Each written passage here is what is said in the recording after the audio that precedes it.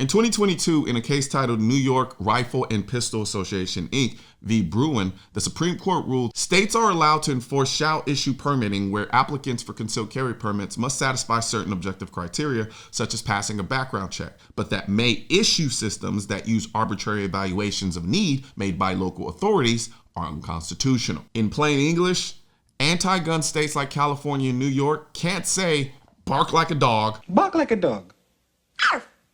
Or hop on one leg. Hop on one leg. And prove to us why we should give you a concealed carry permit. And maybe we'll give you one if we feel like it. Now that this Bruin decision has passed, these states are forced to come up with objective standards to getting a concealed carry permit. And if met, you automatically get the permit. However, the court didn't specify exactly what those objective standards should be. And as a result, these anti-gun states changed their concealed carry laws in such a way that on paper, you have an objective way to get a permit, but in reality, you still can't really carry your gun anywhere without breaking the law. This has essentially turned concealed carry permit laws into one big pickleball competition between the courts and anti-gun states like California and New York. And speaking of anti-gun states, I live in Texas where our governor isn't anti-2A, which is why I'm wearing this Keep Texas Tactical hat that's available right now at shop.mrcolionnoir.com. And because I'm such a great person, I also made this hat not only for Texas, but also all the states in the US. Yes, even California and New York.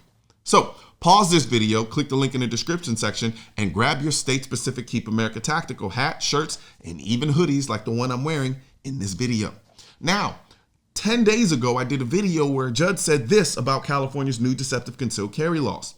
A federal judge has temporarily blocked a California law that would have banned carrying firearms in most public places, including public parks, playgrounds, churches, banks, and zoos. Now, fast forward to about a day ago, this just happened. A federal appeals court reversed that decision, allowing the law to go into effect in the new year, at least for now.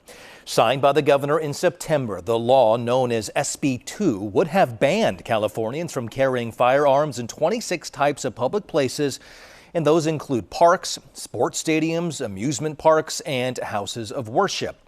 The law also implements new guidelines for Californians seeking to obtain a concealed carry permit, commonly referred to as a CCW. According to the legislation, CCW applicants must have previous firearm training, be at least 21 years old, provide character references, and go through a background check.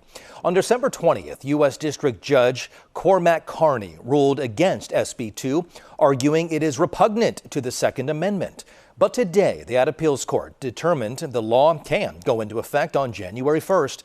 Per that decision, another panel of judges will make a final ruling later in the new year. So, this is the game that these anti-gun states are playing with people's ability to protect themselves in public. They know the Supreme Court isn't going to put out an exhaustive list of what you can and can't require to get a permit and where you can and can't carry a gun. So anti-2A governors like Gavin Newsom will keep making new rules that he knows are unconstitutional, but he wants to force them to go through the court system because he knows it'll be sitting in the court system for years before it gets to the Supreme Court. And then when it gets closer to that, he'll say, oh, no, I'm just kidding. We'll change it so that there's no case precedent on the law. And then they'll go and do it all over again. This is the game that they're playing.